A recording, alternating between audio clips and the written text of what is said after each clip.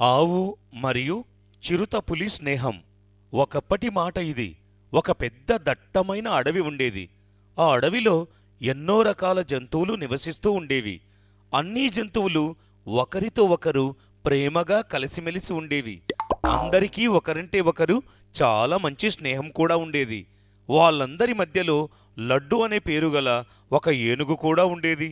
చూడటానికి దాని శరీరం చాలా పెద్దగా ఉండేది మరియు అది చాలా శక్తివంతంగా కూడా ఉండేది.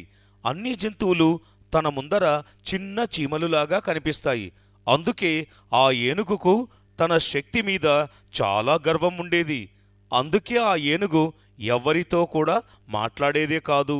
ఎందుకంటే అది ప్రతి జంతువును కూడా తనకంటే చాలా చిన్నది అని ఆలోచించేది. అందుకే ఆ లడ్డు ఏనుగు ముందుకు వెళ్ళాలంటే అడవిలో ఉన్న ప్రతి జంతువు భయపడేది. ఎందుకంటే లడ్డు ఏనుగుకు చాలా కోపం వచ్చేది మరియు అది అన్ని జంతువులను కొట్టేది. ఒకసారి బన్నీ కోతి చెట్టు మీద హాయిగా కూర్చొని అరటి పండ్లు తింటూ ఉండేది. అలా ఆ బన్నీ అరటి పండ్లు తినడం చూసి ఆ లడ్డు ఏనుగుకు చాలా కోపం వస్తుంది. అప్పుడు బన్నీ దగ్గరికి వెళ్ళి ఇలా చెబుతుంది. ఒరే, నీకు ఎంత ధైర్యం! నా అరటి పండ్లు తింటావు? ఆ ఈ అడవిలో ఉన్న అన్ని అరటి పండ్లు నావి. నా అనుమతి లేకుండా ఈ అరటి పండ్లు అన్నీ ఎలా తింటావు? అరెరే, ఇదంతా ఏం మాట్లాడుతున్నావు నువ్వు? ఇవి నీవి ఎలా అవుతాయి? వీటికి నేను చెట్టు నుండి తెచ్చుకున్నాను. ఆ, ఇంకా తింటున్నాను. మరి నేను ఒకవేళ అరటి పండ్లు తినకుంటే ఏమి తింటాను చెప్పు? అలా ఆ కోతి చెప్పగానే లడ్డు ఏనుగుకి చాలా కోపం వస్తుంది.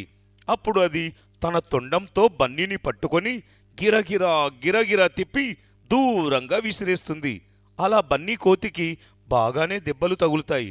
అన్ని జంతువులు ఈ విషయం విని చాలా కోపం తెచ్చుకుంటాయి.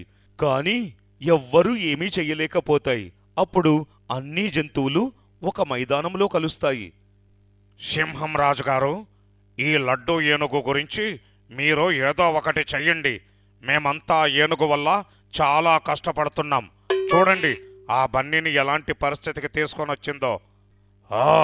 ఈ విషయం గురించి నేను చాలా చింతిస్తున్నాను. కానీ నేను ఆ లడ్డు ఏనుగును ఏమైనా అన్నానే అనుకో, అది ఇంకా కోపం తెచ్చుకొని ఈ అడవిని అంతా నాశనం చేస్తుంది. ఆ సమయంలో ఎన్నో జంతువులు కూడా దెబ్బలు తగలవచ్చు. అందుకే నాకు ఈ సమస్యను ఎలా పరిష్కరించాలో అర్థం కావడం లేదు. కాని చిరుతపులి ఈ మాటలు విని అక్కడి నుండి వెళ్ళిపోతుంది. అలా కొన్ని రోజుల తర్వాత లడ్డు ఏనుగు అడవిలో తిరిగి తిరిగి దానికి చాలా దాహం వేసింది. అప్పుడు ఆ ఏనుగు నీళ్లు తాగడానికి ఒక చెరువు దగ్గరికి పోతుంది. అప్పుడు అది చూస్తుంది, అక్కడ సోహా అనే ఆవు నీళ్లు తాగుతూ కనిపిస్తుంది. ఒరే, నీకు ఎంత ధైర్యం! నేను ఇక్కడికి నీళ్లు తాగడానికి వచ్చాను, కనిపించడం లేదా? అరే, నేనేమి మీ దారి మధ్యలో ఉన్నానా ఏంటి? నువ్వు కూడా నీళ్లు తాగగలవు. అరే, నాకు కోపం తెప్పించకు. ఇక్కడ నీళ్లు తాగొద్దు. వెళ్ళిపో ఇక్కడి నుండి దూరంగా. అరే, ఏం మాట్లాడుతున్నావు? అడవిలో ఉన్న అన్ని జంతువులు ఇక్కడికే కదా నీళ్లు తాగడానికి వచ్చేవి. అరే, నీకు ఎంత ధైర్యం నా ముందు ఈ విధంగా మాట్లాడడానికి? ఈ విధంగా చెప్పి ఏనుగు పరిగెత్తుకుంటూ వచ్చి ఆ సాహో ఆవును నీళ్లల్లోకి తోసేస్తుంది. అప్పుడు ఆ ఆవు కింద పడిపోతుంది మరియు దెబ్బలు కూడా తగులుతాయి. అప్పుడే అక్కడికి కానా చిరుతపులి వస్తుంది. ఏయ్ లడ్డో, నీ తమాషాలు ఆపే, లేదంటే బాగుండదు. అప్పుడు ఆ లడ్డు ఏనుగు ఈ మాటలు విని పగలబడి నవ్వుతుంది. ఏంటి, ఇప్పుడు నువ్వు నాకు నేర్పిస్తావా? అరే, నువ్వు నా ముందర చాలా చీమలా ఉన్నావు. నాతో పోటీ పడలేవు. అయ్యో, నేను నీ ముందు కనిపించను. కానీ నువ్వు కూడా ఒంటరిగా ఈ అడవిలో ఉన్న అన్ని జంతువుల ముందు తెలుసా? ఏంటి అని అంటూ అది వెనక్కు తిరిగి చూసింది. అడవిలో ఉన్న అన్ని జంతువులు ఉంటాయి. జంతువులన్నీ కూడా నీ ప్రవర్తనతో చాలా విసిగిపోయాయి. ఒకవేళ నువ్వు ఈ అడవిలో ఉండాలి అంటే అందరితో కలిసిమెలిసి ఉండాలి, లేదంటే ఈ అడవిని వదిలిపెట్టి వెళ్ళిపో. అరే, ఈ మాటలు అనడానికి నువ్వు ఎవరు? నన్ను ఈ అడవి నుంచి వెళ్ళగొట్టడానికి నీకు ఎంత ధైర్యం ఉందా? అరే లడ్డు, మేమంతా కూడా ఈ అడవిలోనే ఉంటాం. ఈ అడవిలో నీకు ఎంత అధికారం ఉందో అంతే అధికారం మాకు కూడా ఉంది. ఒకవేళ నీకు ఇదంతా నచ్చకపోతే వెళ్ళిపో ఇక్కడి నుండి. ఆ మాటలు విని లడ్డు ఏనుగు పగలబడి నవ్వుతుంది. అప్పుడు కోపంతో అడవిలో ఉన్న అన్ని జంతువులు తన వైపుకే వస్తూ ఉన్నాయి. అప్పుడు లడ్డు ఏనుగుకు ఏం చెయ్యాలో అర్థం కాలేదు.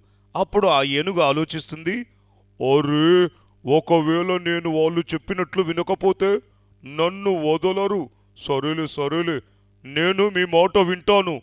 ఇంకా ఇప్పటి వరకు నేను ఏం చేశానో దానికోసం నన్ను క్షమించండి. నేను ఇక ముందు ఈ విధంగా ప్రవర్తించను. నువ్వు ముందు ఇలా చెయ్యలేవు. మేము ఒక్కటిగా నీతో పోటీ పడలేము. అందుకే మేమంతా కలిసి నీతో పోటీ పడగలం. గుర్తుంచుకో. అప్పుడు ఆ లడ్డు ఏనుగుకు తన తప్పు ఏమిటో తెలుసుకుంటుంది. ఆ రోజు నుండి నెమ్మదిగా అన్ని జంతువులతో స్నేహం చేయడం మొదలుపెడుతుంది. అందుకే మిత్రులారా, ఈ కథ వలన మనకు తెలిసే నీతి ఏమిటంటే, మన బలం యొక్క ప్రభావం ఇతరులపై చెడుగా ఉపయోగించకూడదు, కానీ ఆ బలం వలన ఇతరులకు సహాయం చెయ్యాలి.